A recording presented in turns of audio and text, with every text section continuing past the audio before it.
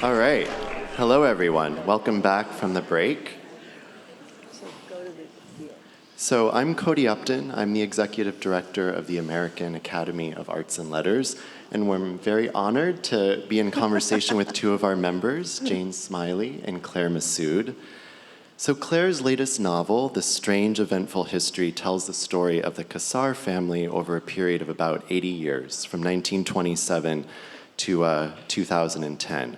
So I wanted to start today's discussion by talking about novels that span generations.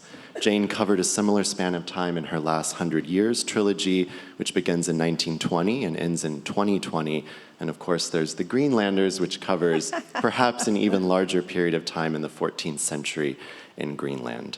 So as Jane said to me beforehand, she likes the way that literary conversations have a tendency to go in a lot of different directions. So we'll start here, but we'll see where we end up. So my first question, Claire, is a question that Jane had posed, which is, where did the idea for this strange, eventful history come from, and how did the project begin? Thank you, and thank you, Cody and Jane, and thank you, Arlo and Ben and Katie and everybody for being here. It is just wonderful. I feel so lucky. So I feel lucky. You feel lucky. You deserve it. We could call it. Have a novel and call it that. We could indeed. Yes. So how did it begin? So my most recent novel, which is This Strange Eventful History, which I realize is a mouthful of a title, and I've had several times people say, "I've read your book, that uneventful." And then that's really all they have is like that uneventful. I was like, yeah, okay. But it was inspired by and sort of draws upon my father's family was Pieds Noirs, the French colonials in North Africa and Algeria, and I always knew that I wanted to write something. In fact, I wrote an earlier novel, which was entirely made up about a character with that history, but I wanted to sort of cover this span of time, which is effectively sort of corresponds more or less to my father's. I mean, the character who resembles my father as a child in the beginning, and it's perhaps not spoiling much given the uneventfulness of it, is to say, and dead at the end. So after 90 years? Are you kidding me? But it's also worth saying that my grandfather, my paternal grandfather, I think I mentioned yesterday, had in his retirement, wrote for my sister and for me a family memoir that was that's addressed to us, and a handwritten, a sort of substantial family memoir, and I didn't read it in its entirety until 2017, and sort of wonderfully, I had a leave from teaching, and I read it in that semester. I took copious notes, and my husband said, "Why are you taking so many notes?" And I said, "Because I'm unlikely to read it again." But because it's really long, and but in it he does say at the beginning, he says, "I'm writing this. It's 1975 or whatever, and it'll probably take you 35 years to read it." And he was a little off, but not so much. And I did, but that only covers that memoir covers the late 1920s, 27 to 45. So initially, I thought maybe that would anyway. When he began it, were you yet a writer? And do you think he had in his mind that he was giving this material to a writer? I was a child. So, okay. But I was a child who annoying child who. It's hard to believe. Who said I want to be a writer when I was very small. So I was given a typewriter for my 6th birthday. Oh wow. Like cute or annoying. Do you know what I mean? Like, meh. I had to steal my mother's typewriter when I was 6. How satisfying, though, right? When was that? When did you start? When I was about 6. Wow. She kept it on the dining room table, and I would sneak in it.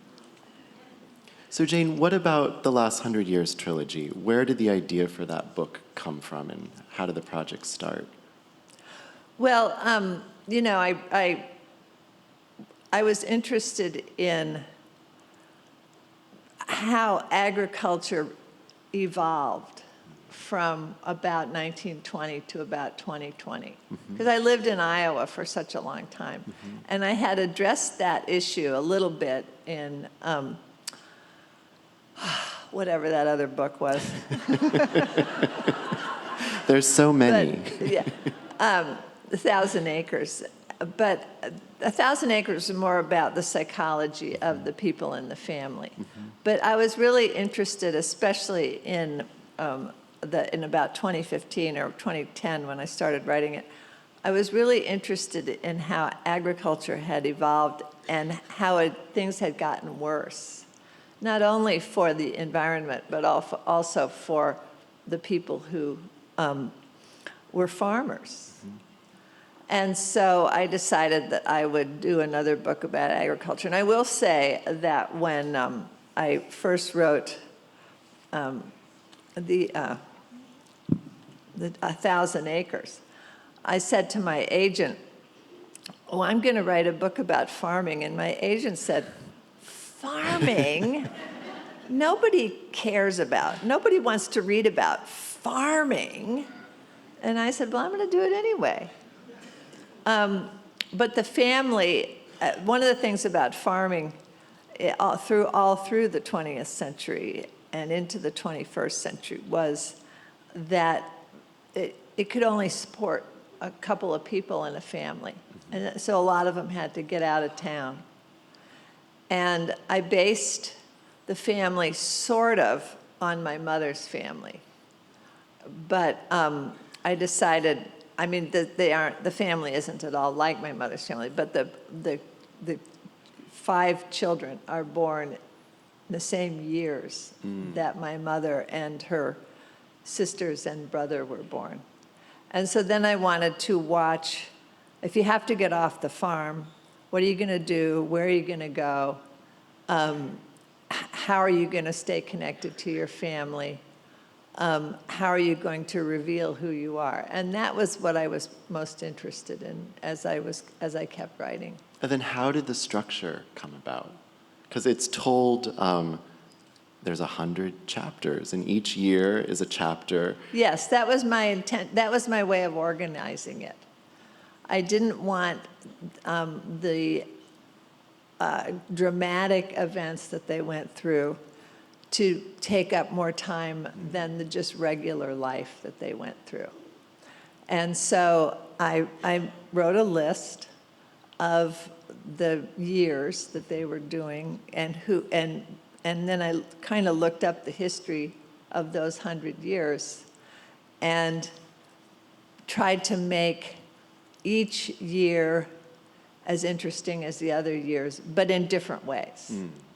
I mean, obviously, one of them goes off to the Second World War, but there were other things that people were doing that were also interesting. So that's why I wanted to organize it in that way. I really, really, really tried to talk my editor into publishing the 3 volumes, exactly the same number of words.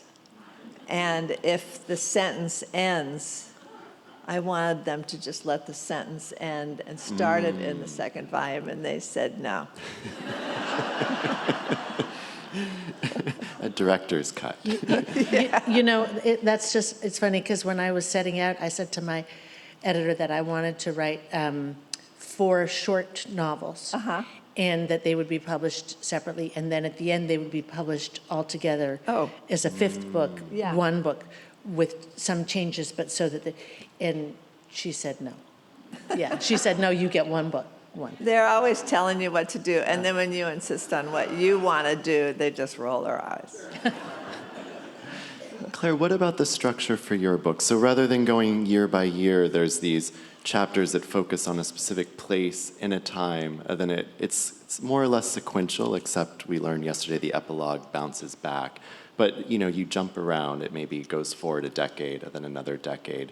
So how did that structure come to you? And sort of what were the challenges, but also what did it free you to do? So I think, Jane, so I have in my head the epigraph to, the novalis epigraph to Penelope Fitzgerald's The Blue Flower, and I'm going to mangle it, but it basically, it's literature exists to fill the gaps of history. And I think, I feel that that's something that has come up That's a great line, in yeah. different ways. Maurice talking this morning about how the acts and movements of people of color obliterated, from the historical record, even though we know, when a famous general lost a tooth or whatever. So I think one of the things about how to approach something that has a big span of time, I told you, Jane's way makes is beautiful. It makes great sense, and structurally, as it were, was taken. But you can always steal from other authors. I certainly have done that. Of course, but I feel that it would have been a fairly direct and obvious theft in a fairly short space of time. just just saying. Well, you should have called me. I would have said okay. But so the aim was to, it is a moment each decade, and I would just say, I learned very little science in my life, to my shame, but at some point I was forced to take some science class where I learned, what was that class? Maybe it wasn't even a science class, but I learned about the first brain surgery, and that which was in Canada. I speak as a Canadian, somebody who was in Canada, and the patient has to be awake, and they put the surgeon put a probe in the place of the brain where they know that memory is, and it turns out it's like a computer, entire thing is there. It's not necessarily accessible to us, but the patient said, "Oh, I'm 13 years old. I'm on a lake with my dad in a canoe. It's August. A loon is flying overhead." Wow. Right? It was all there. So I sort of thought, with this span of time, it's like putting the probe in somebody's brain, or putting a needle on a record in a particular moment. So that was sort of the. That's great. Yeah. And I may have told you something untrue. I love when things we never heard of, but we learn about, are inspiring. Yeah. Well, as I say, I may be completely misremembering, and that may be an utterly apocryphal story, but whatever. But was there a sense of inevitability to the places that you set the needle and probed? Like, were there decades, scenes, places that you had to cut or that you felt couldn't be included? No. Okay. No, I mean, on the sort of, I feel that the orderly ones. So in my OCD world, that was sort of set up before I, yeah. Yeah.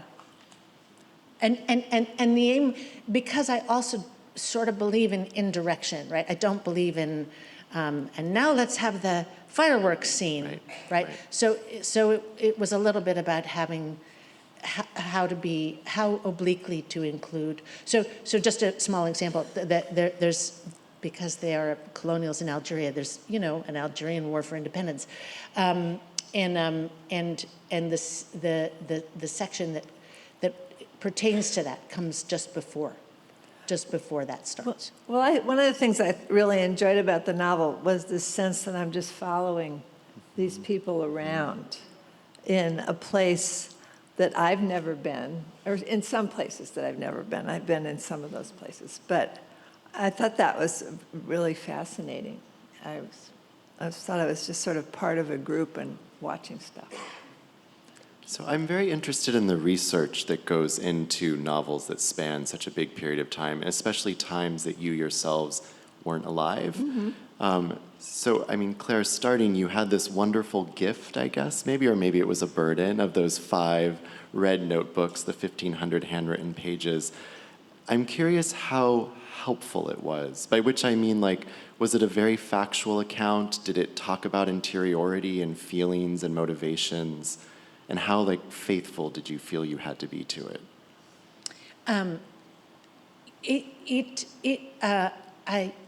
I feel like I could go on and on. It was just to exhort everybody in the audience, if you have not written for your grandchildren, write, go home, and if you have, or children, it's just an incredible thing. And I have letters too, and from other times, and so just that thing of hearing somebody's voice, right? And it's with these, as with letters, like it's the voice that you know and recognize, but it's also from a time before, so they're slightly different, you know. So, And they tell you secrets that you didn't realize they had, too. right? They tell you secrets, and it is, the whole time I was reading, and also the letters, and I had letters between my parents, I mean, like the whole time I was reading those things, they were alive and present for me. And fully themselves. And so, and yes, there's interiority, and, you know, because people are like, why don't you try to publish your grandfather? But no, he wrote it for us, so there's all sorts of stuff we wouldn't want published. But yeah, it's an amazing thing to have a written document of those daily life things, of the incidental daily life. It's just amazing. But I think when I first read the epilogue, I just sort of, I saw the 1,500 pages, and I assumed that covered most of the span of the novel, and it doesn't. It's less than 20 years. So you said you had the letters, but what sort of research did you do to fill in the rest of that time?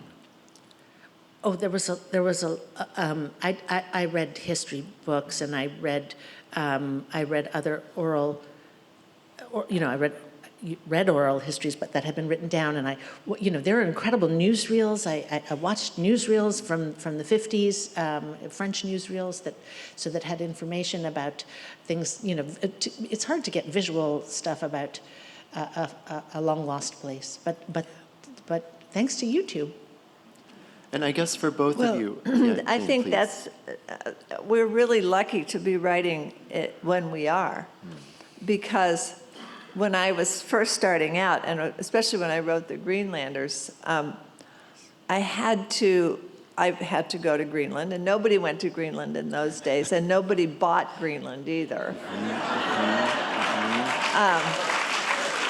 And it was really fascinating to go there and look at the ruins of the medieval Greenlanders. And to get a sense, I had read books about it, but I didn't have the same sense of what it was like as I did when I went there.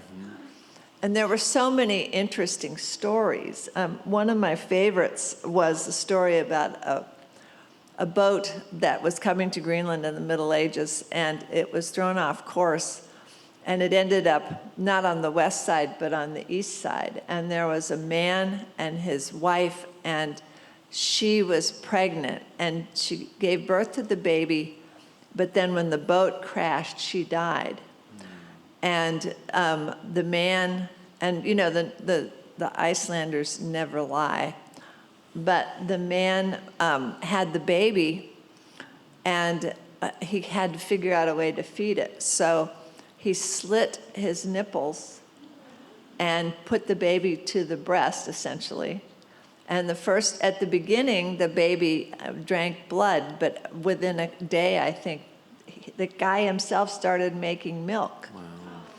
And that told me how amazingly unique a lot of things were in those days. But you had to go see it for yourself. You had to read the books. You had to go to libraries. You had to look stuff up. For me, since then, I've learned, I use the internet a lot to read stuff and find stuff out, and use the Google Maps to wander around the spot. So if you were writing the Greenlanders now, do you think you would feel the obligation to go there? Well, yeah, because I do like to go to the places where a book is set. I feel like when you go to that place, you get an actual, real sense of what it's like there.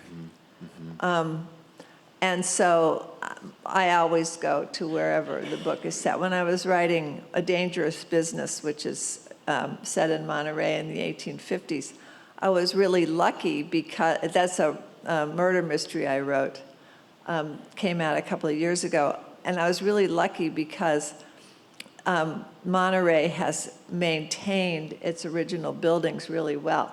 So you can walk around Monterey and get a sense of what it felt like to be there. And the funny thing about that book is that, and this made me laugh, but a woman called me and said that she was calling from the American historians, whatever, and they were giving me an award for accuracy in a That's great. in a historical novel. I was really Amazing. flattered. Amazing. And I have to say, it was because of Monterey. It was because I could go there and see and sense what it felt like. Did you travel, Claire, for the I did strange some eventful places. history? Some were not possible. I mean, I was actually very lucky to get to go to Algeria after I finished the book, but Algeria is not a sort of readily, it's not a sort of open place. But I had the gift of going as a State Department, Oh, good. visit a year and a few months ago, which I guess won't happen for a while now, Yeah. for people. But it was really, and that was amazing. Yeah, what was that like, returning to this place that your family had lived like 100 years, I think, roughly? Yeah, this 4 people, generations? Yeah, 100 and some, 120 years. I mean, my father's ancestors were French, Spanish, Mallorcan, Neapolitan, Maltese. The name is Maltese. So really like a sort of Mediterranean soup. And they had gone from the 1830s. And so, but I could stand on the street. I could stand on the street where my father was a kid, and stand on the steps of the high school that he went to, where Camus also went, and Derrida also went. That's always really interesting. I really liked all that. I like all that stuff. All that stuff, and yeah, I didn't go in, but the church where my grandparents were married, which had been a mosque and is now a mosque, I could stand and, I mean, it's sort of incredible. So, I mean, we were talking yesterday about family history a little bit, and Jane, I understand for a current project, you are looking at family history. Yeah. And we were talking, I mean, it's obviously an amazing gift to have those 5 binders and all those letters, but there's limitations maybe too, or perhaps limitations that you yourself feel, obligations that are maybe added on to. I don't feel any obligations. Okay, good. I want to, but I came from a very kind and, what shall I say, obedient family. My grandfather literally got drunk once in his whole life, and then he apologized to my grandmother. It's very sweet. And the other members of my family, I actually think it was a little bit of a problem to be raised in such a nice family, because when I grew up and I looked around, I realized, oh shit, not everybody's like that. We need conflict for plot, right? Yeah. So I think that, and my family loved to tell stories about their history, and that got all the kids, but especially me, interested in what it had been like. They lived, one of my great-grandmothers came from Norway and lived in Minneapolis as a seamstress for 10 years. My other great-grandmother grew up in central Missouri, and had an interesting family of her own. And all of my family had been around. So that got me interested in the grandmothers and the mothers. My mother wanted to be elegant. She was raised in a middle-class family, basically in the middle of nowhere. And she wanted to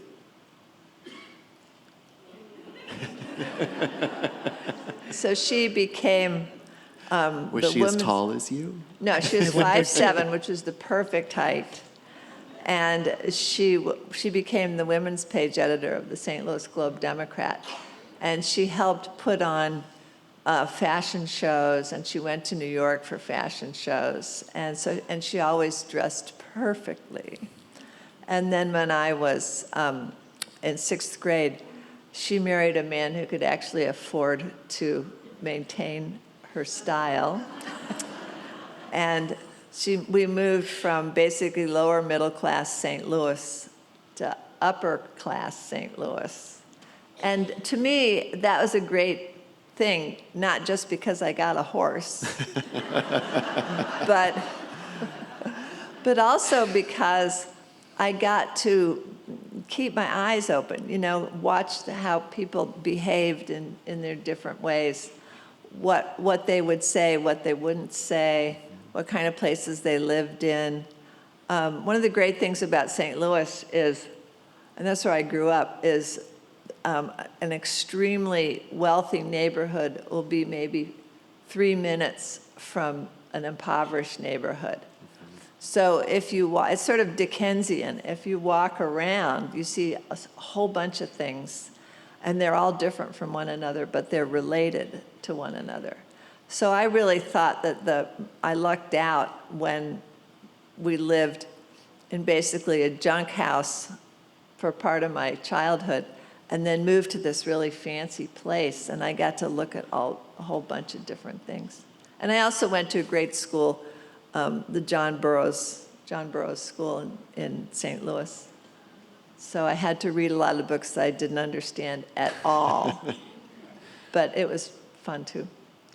Claire, what about you? Did you feel a sense of maybe heightened obligation, or were there rules that you set for yourself with this material, like, things that you felt you had to be more faithful to because it was based on a family narrative? I think, having waited to write this book until all relatives had gone to the great hereafter. And you have students who are like, it's very difficult. I want to write this story, and my parents, and I'm like, I know, that's really difficult. And it's really difficult, right? And not for some people, but I did wait. And so I think for me, there were moments of, there wasn't a sense of obligation. I guess I have certain precepts or whatever things, and I feel about, one of the things I feel perhaps paradoxically about fiction is that the point is to tell the truth, right? There's no other point. Yeah. There's no other point. Don't bother if you're not going to tell the truth, which doesn't mean the literal truth. It doesn't mean what actually happened. It means what is humanly true. Do you remember there was that film, Amour, about the old elderly couple and the woman dying, the French film. Is it Hanukkah? Is that a Hanukkah film? I never saw it. Anyway, but everybody was like, it's so realistic, it's so amazing, it's so true to life. And I watched the film, and it's an amazing film, but I was like, there isn't a single Depends diaper in this film. Like, that is not this woman is bedridden and nobody has to attend to her physical needs. Like, that is not a true rendition of what it's like to be You're reminding me of a guy, this actually took place in Monterey. I was giving a reading, and then after the reading, a guy stood up and said, "Aren't you ashamed of telling lies for a living?" And my husband, who was sitting near me, kept looking to see if the guy had a gun, But I just smiled and said, well, you have to understand willing suspension of disbelief. And then I talked about willing suspension of disbelief until the guy nearly fell asleep. Like being a horse whisperer, but a little, We promise not to talk about it here. But it is the great pleasure of reading fiction. Yeah. But a question I had, Claire, is why a novel? Why not a memoir? Because there are all sorts of reasons. One of them being that I write fiction, and and another being that it really is like it is like papier mâché, right? There's this, which I think, when you say the birth years of your family members, and then you create something else. It's like having a wire frame that you then wrap, and then look, it's a dinosaur, and it, it's hard to it's hard to explain, but it is and it isn't. And I feel about a memoir, which obviously is fictive in some sense because it is a subjective rendition, but the obligations seem completely different. And I was really interested in what was it like, right? So there Or what did it feel like? what did it feel like? There are these Yeah. three generations, and just as a sort of small, like, my grandparents, who were devoutly Catholic, intensely patriotic to France, and who didn't think of colonialism as a terrible evil. Therefore, they thought of it as, isn't it wonderful to take the Catholic religion and the enlightened and amazing French culture Yeah. to other countries abroad? That's pretty far from how we think Yeah. of it nowadays. Yeah. But it seems misguided to impose my idea of what it was like upon the characters. So I wanted to try to get inside them and understand, if that makes sense. What about, I think you said yesterday that when you're writing dialogue, you hear the characters speaking, or you see them, like you imagine them. What is it like when the characters are based on actual members of your family? Like, was there a conflation that happened there, or were you able to sort of separate the characters from the actual relatives?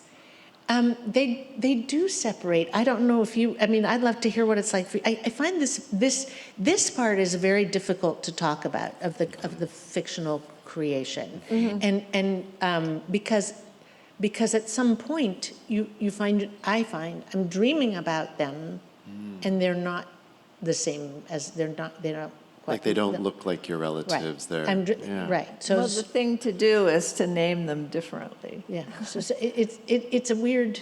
I don't know. What's your experience of that? Well, I believe that to write good fiction, you have to attempt to imagine what it felt like to be inside that particular body. But if your relatives didn't say much about it or didn't leave it in print, then it's up to you to kind of think about who they were and imagine them walking around or doing something, and then think about what it felt like to them. And then the more you think about it, the more complicated your ideas get, but then you have to sort them out. And that's actually, in my opinion, what makes your ideas interesting. Because they're complex, you have to investigate them. And I think that was true in your book. The things that were going on were complex, you investigated them, you gave us a sense of what it felt like. And because it's a novel, we're not saying that you were telling the truth. We're saying that we believe it. It's not, it's a different It's not the thing. same. Yeah. But I wonder, so I think in the beginning, the narrator talks about how she's a storyteller, and I think she says she's a healer. Was there a catharsis in doing this? Even though the characters weren't your family members, was there like a personal catharsis dealing with your family and working through this material? Like, did you understand your relatives, your real relatives, better after Yes. having written the novel? Yes, and for me, that question of what is it to write about your family? Of course, they are no longer here, and I'm the sort of person who will say they are dead. They are not. I won't say they passed. I'll say they're dead. But I love them very much, and so for me, the question of is this a betrayal? Was always there, but for me, this was written out of love and A tribute, perhaps. well, or because of the truth thing, like tribute, they would not. They were very private people. They would not enjoy it. They would not have enjoyed it. But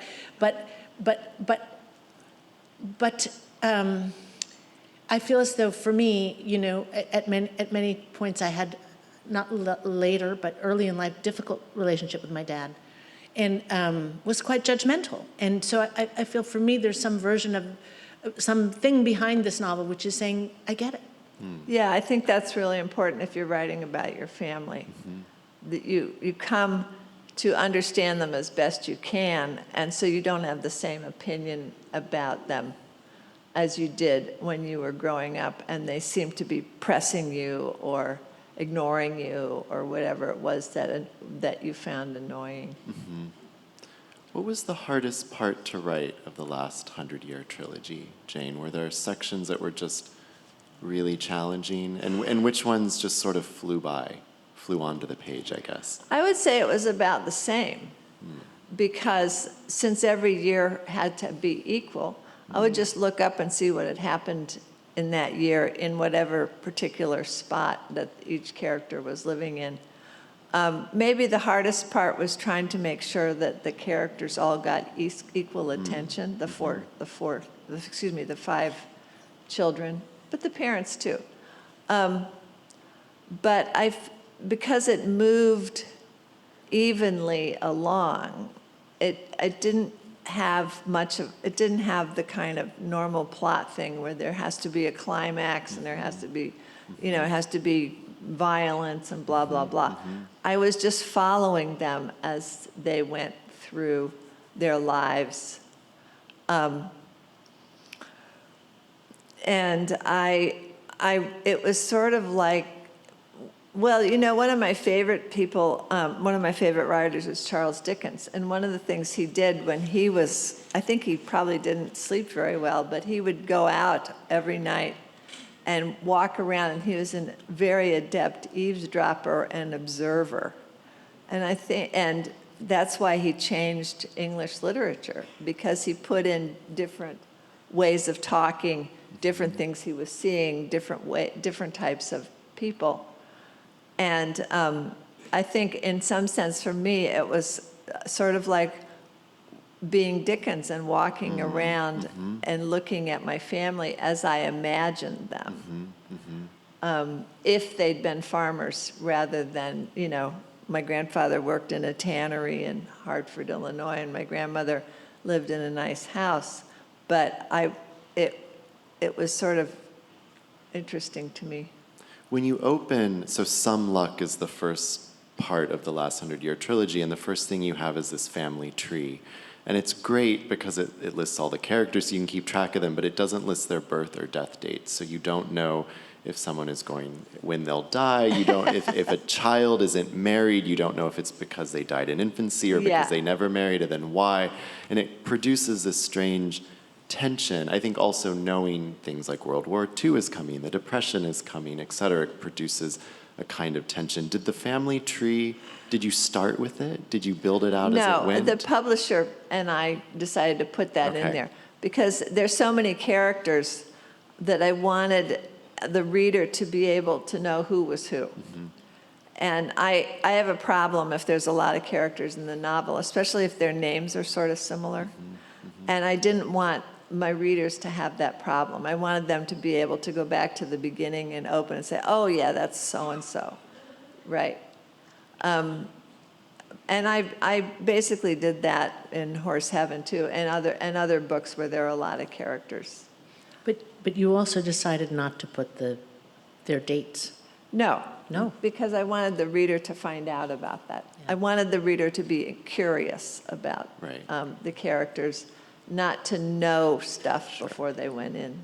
Claire, what but about... we haven't talked about this We one. have not. Well, so same question then. What was the easiest and hardest part of Lucky to write about? Well, the easiest part was to set it in St. Louis because that's where I grew up, and I used to take a lot of walks, and I was fascinated by St. Louis.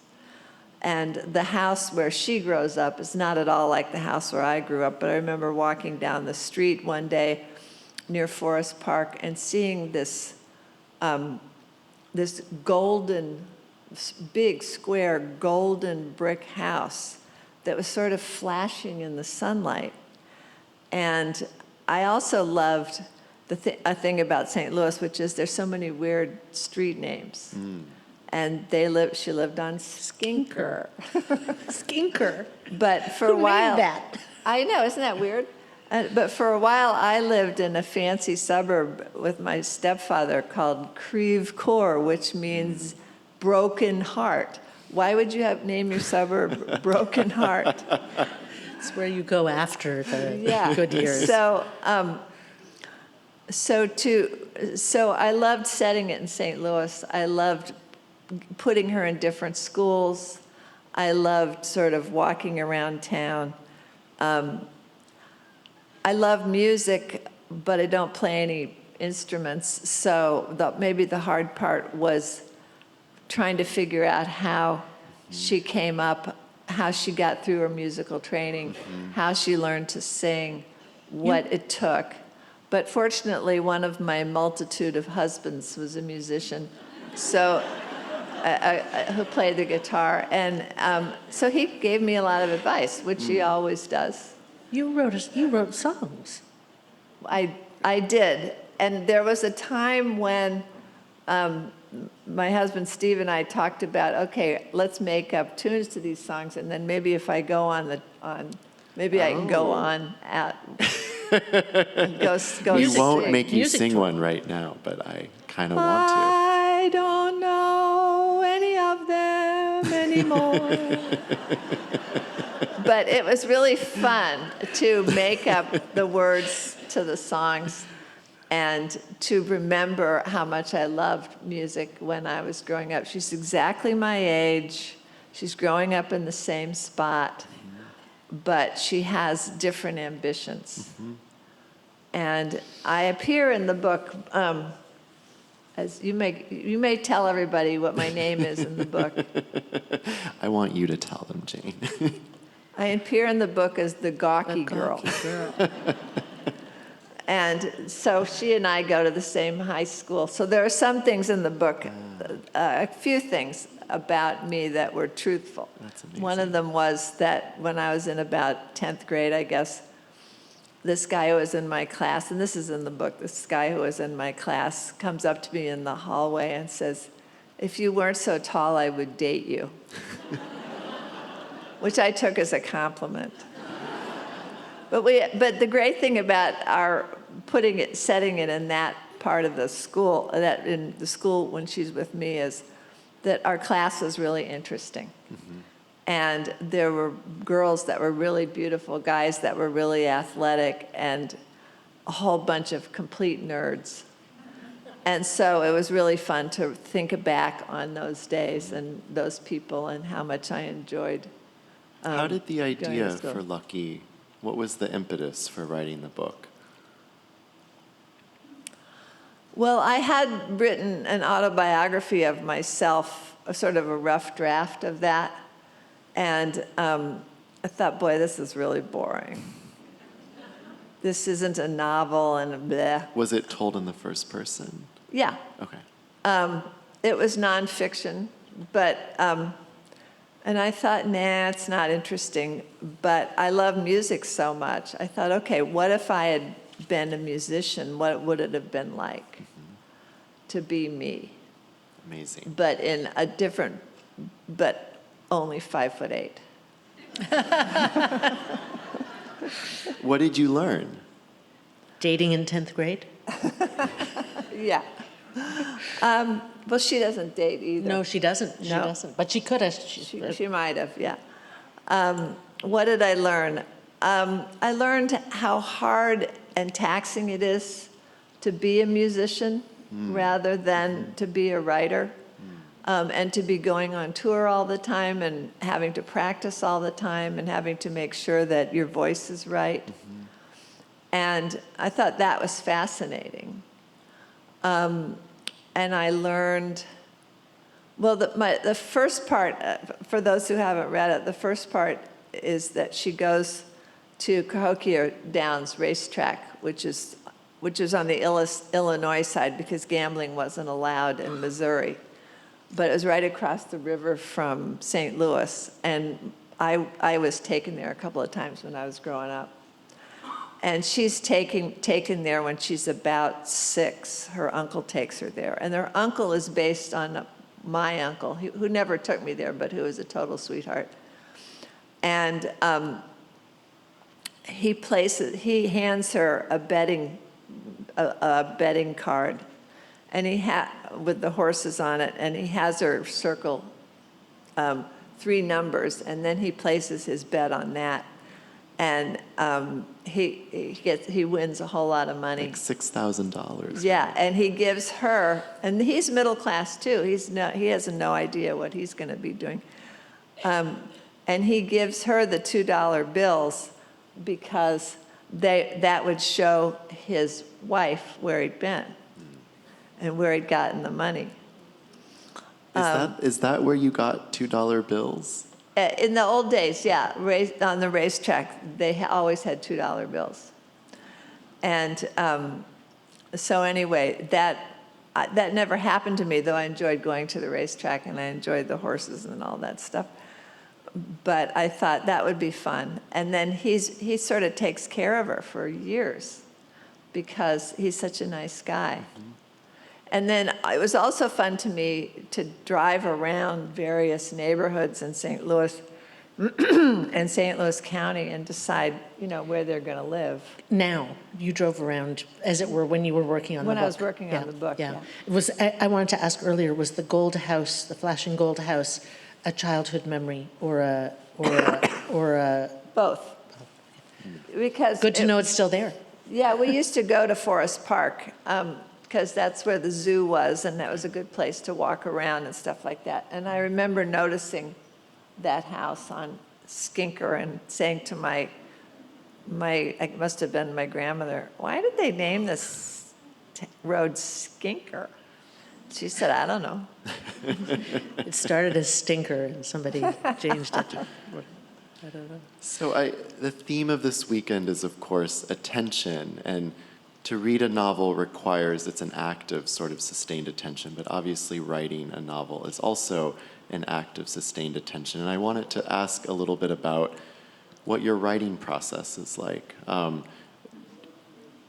Jane, I think in your Paris Review article, you talk about flow states, or you sort of can get into these states where an hour will go by in a few minutes. Well, it varies from book to book. Mm. So when I was writing The Greenlanders, it took me about 50 pages, and I can't remember how long that was, to kind of understand what the style was going to be. Because the style had to be archaic Nordic, as if it were translated into English. And I was scratching my head all the time.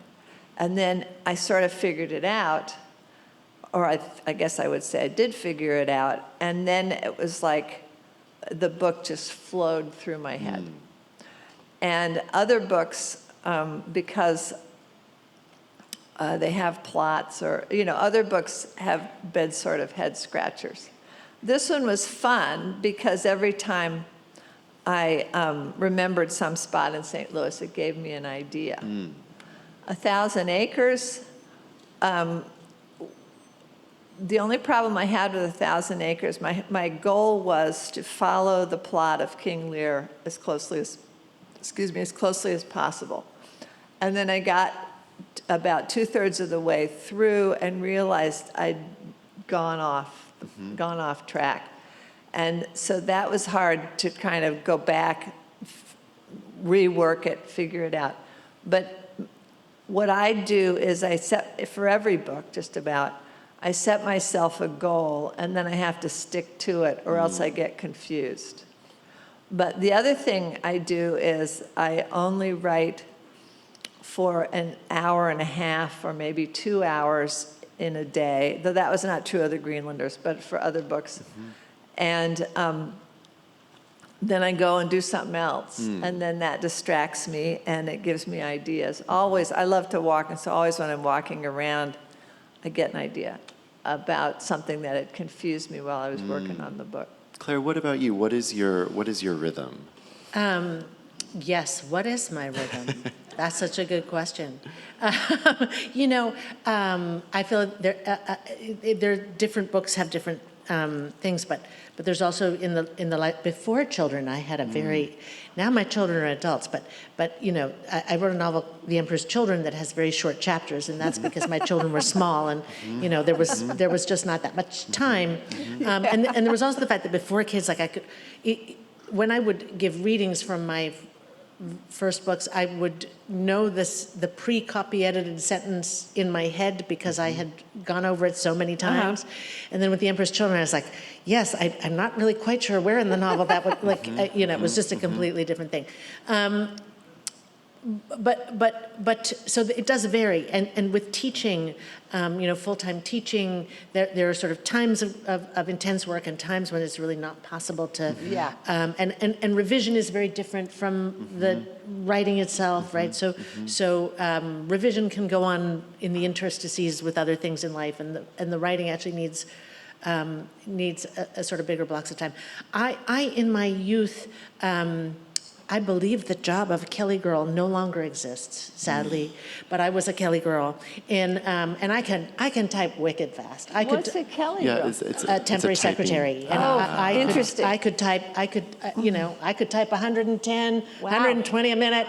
And you get paid more the faster you could type. You got paid more. I think my mom was that way too. Yeah. So everywhere, when I was in college, everywhere I would do that for a summer job, and they'd say, "You're really good at this. What are you studying?" And I'd say, "Well, I'm studying comparative literature." And they'd say, "What would you do that for? Why don't you leave college and come and work here?" Anyway, but because of typing fast, I could type things, and once there were computers, I could type things, and they looked really good, and they were really bad. So I always write by hand. So that is the most. That's interesting. And I write by hand on particular paper. I'm using particular pens. I have a whole little da-da-da. And beyond that, I can do that like. Do you transcribe it at a certain point? Yes, at a certain point. But I do that. I can do that on a bus, right? Well, no, I'm not on a bus. It can't be moving, but I can do that. I can do that. In a cafe or in a whatever. I don't have to whatever. But there are that little set of things. Right. I found computers to be revelatory because when I was writing the Greenlanders, that was the first computer I had. And that meant that I could just keep going rather than taking the paper out of the typewriter. And that's why I would think I'd been working for an hour and a half, and I'd been working for 4 hours. Right. And all. But I have to say, I have to confess that this is a very important part of my literary career. We were admiring your tall boy before the talk. I was like, I didn't know they made. I didn't know they made it. I don't drink coffee, so this is what keeps me going. Excellent. So we're almost at time, but I guess the last question I have is, what holds your attention in a novel? What do you look for when you read, and what do you hope your work, accomplishes? Well, when it varies from book to book. It usually for me what it is when the author lays out what's going to happen at the beginning, then I notice whether the characters are more important, the plot is more important, or the setting is more important. And then I pay attention to what I thought was the more important thing. And I always think plot is the organizing factor. And so the plot it doesn't have to be suspenseful, but it has to make sense. And so I like a plot. But what I really love in most of the books I read is setting. I like to feel that I'm being taken for a visit to a place where I've never been. And maybe that comes from reading so many Icelandic sagas, but Perhaps. I like feeling, I remember. Did I ever go there? No, but boy, I remember so much about it. I love setting. And setting is what sort of dictates theme. And so I like themes too. What the author is getting at, what the author wants you to know, what the author wants you to understand. Claire, what about you? What holds your attention in a novel? I'm really interested in people. I had then a Barbara Gowdy novel about elephants comes to mind. Like it can be elephants. It's not. That's not. Doesn't have to be. But I think I'm interested in setting. And I'm interested in the beauty and music of language. I'm interested in all of those things. I think plot. I'm not so. So, I mean, I think often about writing as being like food, right? So, and I like Chipotle, right? I like Chipotle, but like you wouldn't, but Chipotle's really different from, the Marquesa restaurant. Do you know what I'm saying? Like it's just a different thing. And I suppose whereas I'm very happy with Chipotle. I do not need to have a super fancy meal. As a reader, there is certain broad brushness that is not. I'm that thing I said earlier about the truth. I'm interested in what it's really like to be alive on the planet for creatures largely human at many times. So that thing. What do you look for? I think of Colum. Was it just yesterday? Yeah. Wow, Colin talking about the sneeze, The sneeze, right? And, yeah. and I feel like that moment that is just and when you find it as a writer, it's like a little eureka moment when you're like, it's like yes, and when you feel it as a reader, it has that too. Yeah. You're like yes, it's just like that. But one of the things you, as a writer, that you have to accept is that readers see things differently, and that what you're doing, you finish the book, it's published, your editor has told you all sorts of things to do, and then the proofreader has criticized you from beginning to end. Not about what's in the book, but about your spelling, your punctuation. But then the book is finished, and your job is to hand it over to the reader, because the reader has his or her own opinion, and must have his or her own opinion. So in some ways, you finish the book and it doesn't belong to you anymore. And that's one of the things I love about it. I think that is a good place to end. Jane and Claire, thank you so much. This was wonderful. Thank you very much. Thank you.